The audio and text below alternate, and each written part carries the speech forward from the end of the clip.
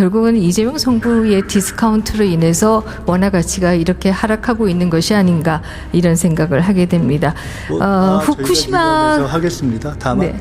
지금 현재 전반적인 정책에서 이재명 정부에다가 디스카운트라는 말씀을 붙이기에는 너무 다른 면에서 프리미엄이 많이 나타나고 있는 것이 아닌가 싶습니다. 네, 뭐 주가 주장을 하실 것 같은데 이 기사가 계속 나오는 이유는 결국 11월 달에 한일 통화 스와프가 종료되기 때문에 정부가 혹시라도 총리님은 모르실지 모르겠습니다만은 한일 통화 스와프를 연장하기 위한 카드로 후쿠시마 수산물 수입을 검토하고 있는 것이 아닌가 이런 생각이 드는데 어떻습니까? 그런 추측 기사처럼 쓰는 이야기는 여러 가지로 할 수 있다고 봅니다. 네, 그럼 기사 자체는 못 봤습니다만 이거에 저의 추론입니다. 추측이라기보다 정말 이 시계 제로의 한미 충돌, 그동안 역사상 단 한 번도 경험하지 않은 한미 충돌, 대한민국의 역사에 대한민국의 미래에 어떤 암울한 먹구름이 될지 많은 국민들은 걱정하고 있다. 이 말씀을 전하는 것으로 마무리. 저도 너무 여러 가지여서 그냥 간단히 말씀드린다면 현재 한미동맹의 현실적 진전을 놓고 한미동맹의 균열에 대한 우려와 공포를 느끼는 국민은 저는 없을 것이라고 보고 한미동맹이 균열했으면 하는 기대를 표현하시는 혹시 그런 분들이 아니라면 현재의 한미관계의 진전을 저렇게 바라보는 비합리적인 진단은 하지 않지 않겠는가 이렇게 생각합니다.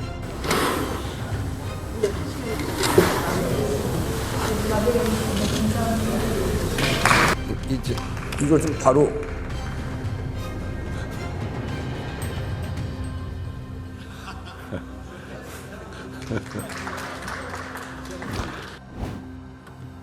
네, 저보다 좀 빨리 놓으셔서 죄송한데요. 먼저 화면 보시면 좋겠습니다. 원달러 환율과 달러 인덱스 지표가 되겠습니다. 보다시피 이 환율은 달러 가치와 등락을 함께하는 그동안의 커플링 현상을 보여왔습니다. 그러나 2024년 12월부터 소위 탄핵 국면 동안 원달러 환율은 1,470원대로 상승합니다. 이를 두고 당시 야당 대표였던 이재명 대통령은 환율 폭등으로 국민 재산이 7%가 날아갔다. 이런 얘기를 하기도 했습니다. 그러나 그래프를 자세히 보시면 달러 인덱스가 그 당시에는 108에 넘는 그야말로 강달러였던 때였다. 이렇게 얘기 드릴 수가 있고요. 그러나 4월부터 달러 인덱스는 아주 급격하게 떨어집니다. 이와 함께 환율도 떨어지고요. 이재명 정부가 출범하기 직전인 2025년 6월 1일에는 환율이 1,352원으로 떨어집니다. 제가 질문 드리고 싶은 것은 그런 것입니다. 6월 1일이나 지금이나 경제의 펀더멘탈은 바뀌지 않았을 것이다. 이런 생각합니다. 경제의 펀더멘탈은 같다. 이런 생각을 하는데요. 왜 대행 정부 때보다 새 정부가 들어오고 나서 달러 환율이 1달러당 100원 이상 상승했는가? 그 이유를 좀 알고 싶습니다. 말씀하신 것처럼 펀더멘탈의 문제라고는 볼 수 없고 또 외환 보유액이라든가 또는 외채의 규모의 문제라고도 볼 수 없는 그러면서도 생기는 수급 상황 등등이 반영돼서 저렇게 되고 있는 건 아니겠습니까? 그 부분에 대해서 뭐 환율 전문가들도 여러 가지 진단을 내놓고 있는 상황이고 어느 정도가 적정한 환율인가에 대해서도 또 나름 분분한 의견이 있는 상황이지만 어쨌든 최선을 다해서 저희들이 적정선을 넘지 않도록 하려고 노력하고 있습니다. 네, 저희 질문의 핵심은 왜 6월 1일보다 달러당 100원이 더 높은가 이런 질문이고요. 그것은 다시 얘기한다라고 하면 같은 요리 재료로 요리해도 요리사에 따라서 맛이 굉장히 다른데 펀더멘털은 똑같은데 이재명 정부가 들어오고 나서 정책적인 실패가 있는 것이 아니냐 이런 질문이 되겠습니다. 네, 그래서 저희도 같은 요리도 요리사에 따라 달라지는 것처럼 지난 정부 윤석열 대통령 탄핵 이후부터 변화하기 시작한 성장률이 회복이 되고 또 코스피가 회복되고 이러는 것을 보면서 그런 다른 여러 가지 부분에서 요리의 효과가 나타나고 있는데 환율 부분에서만 저희들이 기대한 만큼 상황이 되지 않아서 그 부분을 더 유념해서 보고 있습니다. 네, 1달러에 100원이라고 하는 것은 그냥 통계로 보면 별거 아닌 것 같습니다만은 만약에 환전을 한다라고 하면 10,000달러를 환전하면 얼마를 더 내야 되는지 아십니까? 10,000달러에 100만 원. 크지 $1,000에 않다고 보지 10만 않고 원. 네, 굉장히 큰 실제 돈이 수출을 되겠습니다. 수입을 하는 분들이나 또는 유학생을 갖고 있는 뭐 이런 경우들 어마어마한 부담이 될 것이라고 저희 잘 알고 있습니다. 네. 그래서 저는 이 부분이 결국은 이재명 정부의 디스카운트로 인해서 원화 가치가 이렇게 하락하고 있는 것이 아닌가 이런 생각을 하게 됩니다. 저희가 후쿠시마 이번에서 하겠습니다. 다만 네. 지금 현재 전반적인 정책에서 이재명 정부에다가 디스카운트라는 말씀을 붙이기에는 너무 다른 면에서 프리미엄이 많이 나타나고 있는 것이 아닌가 싶습니다. 네, 뭐 주가 주장을 하실 것 같은데 주가 이외를 본다라고 하면 특히 소비자로서는 디스카운트라고 얘기할 수밖에 없는 상황들이 벌어지고 있는 것이 사실이고요. 후쿠시마 수산물 수입에 대해서 좀 여쭙겠습니다. 대정부 질문 가운데에서 검토한 바 없다 이렇게 말씀하셨어요. 그럼에도 불구하고 왜 기사는 계속해서 나올까요? 저희들이 검토한 바가 없는데 기사가 나오는 경우는 이것 외에도 많이 있습니다. 네, 그렇습니까? 저는 이 아니땡 굴뚝에 과연 연기 나겠는가 이런 생각을 하게 되고 이 기사가 계속 나오는 이유는 결국 11월 달에 한일 통화 스와프가 종료되기 때문에 정부가 혹시라도 총리님은 모르실지 모르겠습니다만은 한일 통화 스와프를 연장하기 위한 카드로 후쿠시마 수산물 수입을 검토하고 있는 것이 아닌가 이런 생각이 드는데 어떻습니까? 뭐 그런 추측 기사처럼 쓰는 이야기는 여러 가지로 할 수 있다고 봅니다. 네, 그럼 기사 자체는 못 봤습니다만 이거에 저의 추론입니다. 추측이라기보다. 근데 제가 진짜 묻고 싶은 것은 이런 것입니다. 만약에 한일 통화 스와프가 연장되지 않는다라고 하면 환율은 어떻게 될까요? 지금 뭐 그것을 가상해서 이야기하기는 어려울 것 같습니다. 네, 그러나 지금보다 상황은 훨씬 더 어려워질 것이다. 이런 생각은 해볼 수가 있을 겁니다. 통화 스와프라고 하는 게 원화 가치를 지지하는 지렛대 역할을 하기 때문에 만일 한일 통화 스와프가 이루어지지 않는다라고 하면 원화 가치는 더욱더 하락할 가능성이 있지 않는가. 불행하게도 이런 생각을 하게 되는 것이 사실이고요. 다음은 유가 상황 그래프 좀 보겠습니다. 네, 유가는 국내 유가는 항상 국제 유가와 약간의 시차를 두고 그동안에 연동해 왔습니다. 그런데 이게 이재명 정부가 출범하고 나서는 국제적으로 보면 저유가가 계속 유지되고 있는데요. 국내적으로는 유가가 인상되어 왔습니다. 특히 12월 같은 경우에는 6월 달 평균보다 100원 이상 리트당 100원 이상 인상되었고요. 2월 1일에 와서는 조금 낮아져서 6월보다 40원 정도 인상이 되어 있는 상황이다. 이렇게 얘기할 수가 있습니다. 혹시 총리님 직접 운전하시죠? 네, 그래도 요새는 잘 못합니다. 네, 승용차 한 대당 평균 한 달에 얼마나 주유하시는지 아세요? 주유량을 아십니까? 그거는 뭐 워낙 경우에 따라 다르기 때문에요. 네, 네. 평균적으로 보시면 80에서 120리터 정도 승용차 한 대당 낸다라고 하고요. 이것은 뭐 우리가 100으로 친다라고 하면 12월 달 같이 유가가 리터당 100원이 비싸지는 것이다라고 한다면 한 달에 얼마가 10,000원을 더 써야 되는 것이다. 1년이면 12만 원을 더 써야 되는 것이다. 이렇게 얘기할 수가 있습니다. 지금 2월 1일 현재 가격 같으면은 1년에 48,000원을 더 써야 되는 것이다. 이렇게 얘기 드릴 수가 있고요. 제가 이 얘기를 왜 굳이 드리느냐라고 한다면 물가를 유지하는 게 소득지원금을 주는 것보다 어쩌면 더욱더 중요하다. 특히 어려우신 분들일수록 물가가 중요하다. 이 얘기를 드리기 위함입니다. 몇 해 전에 우리가 유가와 관련해서 실제로 이렇게 운전하는데 필요한 어떤 그 유가와 관련한 부분에 있어서의 어떤 부담을 줄이자는 법을 제가 발의한 적이 있습니다. 그렇게 해서 그것이 계속 연장됐기 때문에 그것이 서민 생계 또 일반 국민의 생활에 미치는 영향을 너무나 잘 알고 있습니다. 네. 이게 이제 다 환율 효과 때문에 사실 뭐 이런 것이다. 이렇게 얘기할 수가 있고요. 제가 그래서 앞에서 이재명 정부의 디스카운트 얘기를 했던 것도 바로 이 때문이다. 이런 얘기 드릴 수가 있습니다. 다음은 소비자 물가 그래프가 되겠는데요. 소비자 물가도 사실상 유사한 그림이 되겠습니다. 어저께 이인선 의원께서는 수입 물가가 어떻게 변화했는가 그 그래프 가지고 나오셨는데요. 수입 물가도 역시 달러 환율 효과로 인해서 급격하게 올랐고 또 소비자 물가 역시도 같이 폭등하고 있다. 이 얘기를 드리겠습니다. 다음은 취업자 수 통계 제가 가지고 왔습니다. 이게 정말 궁금했는데요.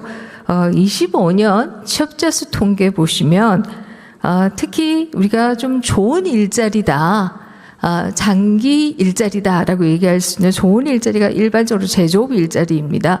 근데 25년 한 해 동안 제조업 일자리가 7만 3천 개나 줄었습니다. 왜 이렇게 일자리가 줄었다고 생각하시는지요? 혹시 이 통계 보셨습니까? 네, 그 여러 가지 뭐 취업뿐만 아니라 그 자영업자들의 뭐 폐업 등등을 포함해서 우리 경제가 그나마 다행히 어떤 여러 가지를 반등을 하고 있는 상황에서도 실제 민생과 직접 결부되어 있는 또 반대편의 안 좋은 지표들에 대해서도 저희가 보고 있습니다. 네, 상승한다라는 표현을 하지만 주가 상승은 사실은 SK나 삼성을 가지고 있는 사람이 대한민국의 몇 퍼센트나 되겠습니까? 그 주가 상승을 주도하는 것이다, 이렇게 얘기할 수가 있고요. 그러나 물가는 어려운 분일수록 더 타격을 받는다, 이렇게 얘기 드릴 수가 있고, 특히 일자리도 마찬가지입니다. 근데 이 제조업 일자리가 7만 3천 개나 줄었다라고 하는 것은 굉장히 공포스러운 그런 수치이다, 이런 생각을 하게 되고요. 특히 우리 대한민국은 제조업 강국이다, 그동안 이렇게 얘기해 왔는데요. 제조업 일자리가 이렇게 없어지고 있다라고 하는 것은 혹시라도 제조업 공동화로 가는 것이 아닌가 하는 두려움마저도 느끼게 되는데요. 이 두려움의 원인이라고 한다면 앞에서 환경노동부 장관의 경우에는 별 큰 문제가 없는 듯이 말씀하셨습니다만, 노란봉투법이나 중대재해법이나 관세 리스크나 이런 것들이 다 제조업 일자리를 없애고 있는 것이다, 이런 생각을 하게 됩니다. 다음 건설업 통계도 좀 같이 보겠습니다. 25년 한 해 동안 건설업 취업자 수가 무려 12만 5천 명이 감소했습니다. 저 이거 굉장히 놀라운 숫자라고 생각하는데요. 왜 이렇게 건설업 취업자 수가 줄었을까요? 한 가지만 말씀드리자면 25년에 있어서의 지금 일자리라든가 몇 가지 그 감소 현상을 말씀하셨지 않습니까? 이유가 뭘까에 대해서 우리 의원님께서 아까 표현하신 이재명 디스카운트다, 이렇게 설명하면 너무 쉽겠지만 그건 사실이 아닌 것 같고, 왜냐하면 24년 이전에 이미 형성됐던 구조적 원인이 반영돼서 그런 것 아니겠습니까? 그것은 결국 우리 산업의 경쟁력 전체가 약화되고 또 산업 중에 일정한 부분들, 우리가 강했던 부분들이 사양화되는 것까지 있는 부분들이 작동하는 것이어서 저희들이 매우 심각하게 보고 있고, 그런 문제를 해결하는 데 있어서 여야 같이 머리를 맞대야 한다고 생각합니다. 조금 전에 말씀하신 가령 노란봉투법 같은 경우는 어찌 보면 지난해 또는 최근에 일어난 현상이기 때문에 그런 부분에 대한 우려를 저희가 무시하는 것은 아니나 적어도 25년에 있었던 여러 가지 지표로서의 다운을 설명하는 것으로는 좀 적절치 않다, 이렇게 생각합니다. 네, 좋습니다. 우리는 절반의 책임밖에 없다, 이런 말씀을 하시고 싶은 것 같은데요. 사실 이 제조업의 경우에는 말씀하신 것처럼 구조적으로 국내 제조업의 경쟁력이 약화되고 있는 부분이 분명히 있고, 그것은 이재명 정부만의 책임은 아니다, 저도 동의하고 있습니다. 그러나 노란봉투법이나 이 중대재해법이 족쇄로 작용하고 있는 것도 사실이다, 이렇게 얘기 드릴 수가 있고요. 건설업은 저는 좀 얘기가 다르다, 이렇게 생각합니다. 작년 7월 이재명 대통령 국무회의에서 건설 현장의 노동자 사망 사고에 대해서 미필적 고의에 의한 살인 아니냐, 이런 말씀하셨습니다.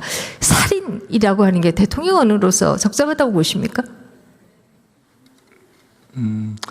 우리 사회가 이제는 적어도 어떤 노동자들의 희생에 기초해서 어떤 성과를 내야 되는 그 정도는 넘어서야 하고 또 넘어설 수 있다는 어떤 문제의식, 그리고 어떤 돈이나 수익보다도 인간의 생명을 더 귀하게 생각해야 한다는 문제의식, 그리고 굉장히 강조하지 않으면 실제로 안전 문제가 해결되기 어렵다는 문제의식, 이런 것들을 종합적으로 강조한 것이다, 이렇게 네, 저도 문제의식에는 동의합니다. 그럼에도 저는 대통령으로서 이런 표현은 너무 과했다, 이런 생각을 하게 될 뿐만 아니라 그 당시에 이로 인해서 220여 개의 건설업 사업장이 문을 닫았다, 이런 기사들도 있고요. 이게 통계로 건설 노동자의 취업자 수가 12만 명 이상이 줄어드는 것으로 나타났다. 이 놀라운 숫자가, 어쩌면 두려운 숫자가 나타난 것이다, 이렇게 얘기 드릴 수가 있습니다. 사실 이 건설 취업자의 감소는 또 다른 걸 암시한다고 생각합니다.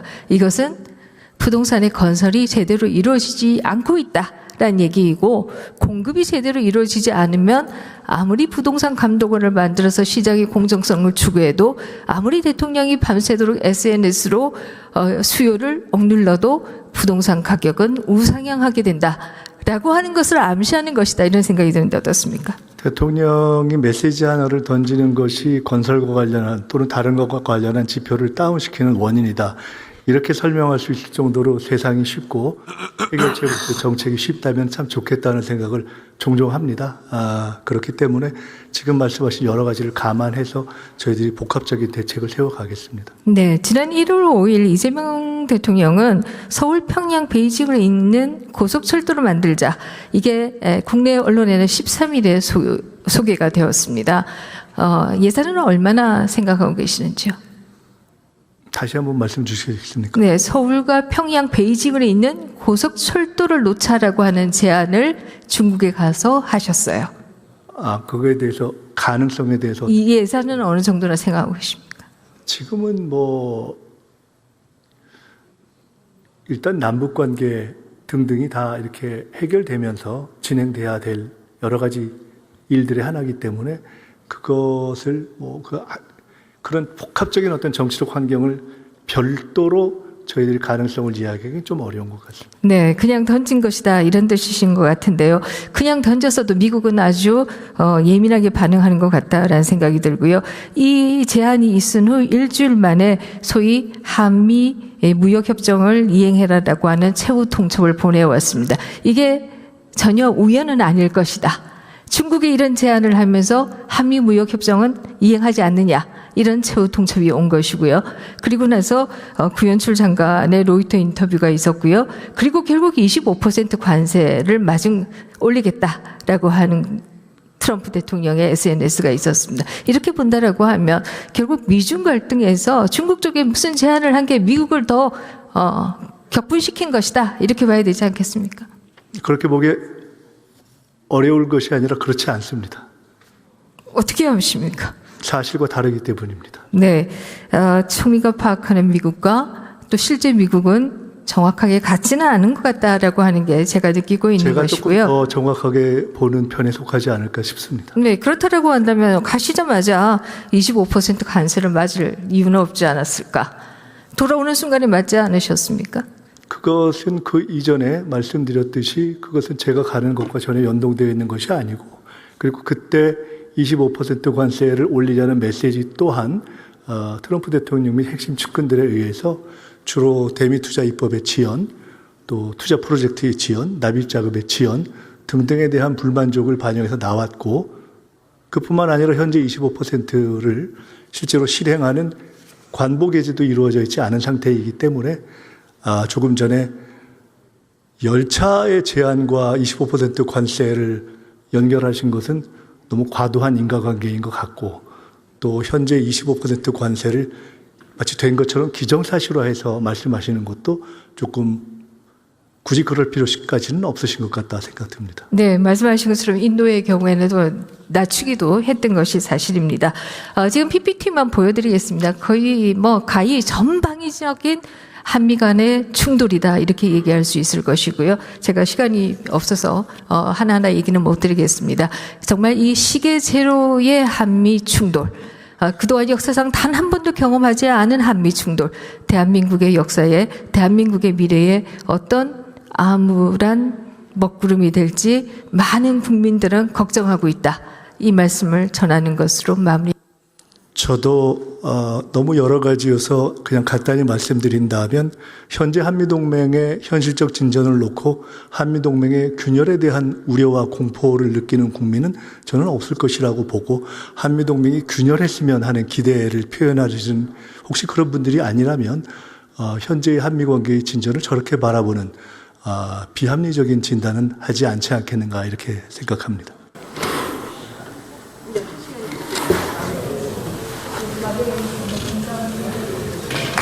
이제 이걸 좀 바로